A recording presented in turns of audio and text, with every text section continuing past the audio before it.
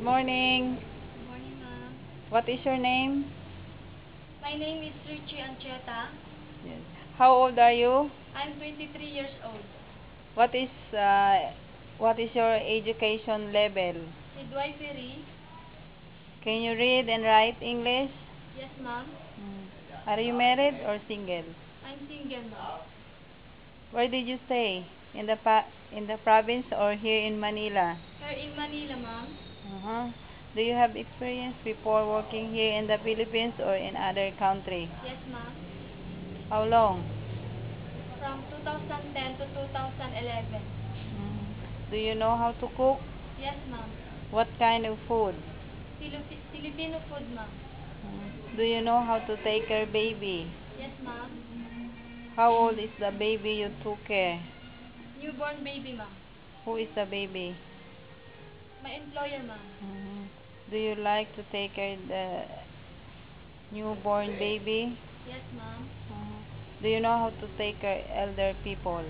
I'm willing to take care, ma'am. How old? I no no no. Do you willing to help elder people take a bath? Yes, ma'am. Can you car wash? Yes, ma'am. Can you drive car? No, ma'am. Because I don't have a car, ma'am. Can you ride bicycle? Yes, ma'am. Can you finish your contract for 2 years? Yes, ma'am. Do you smoke cigarette? No, ma'am.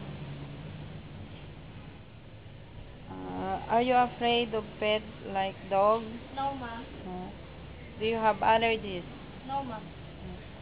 Do you know how to garden or any knowledge in gardening? Yes, ma'am.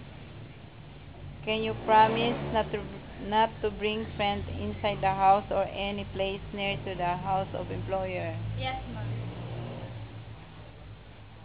Now, why do you want to work in other country? And then explain why. I want to support my family, ma'am. Thank you very much, ma'am, and hope you give me a good employer, ma'am. Thank you.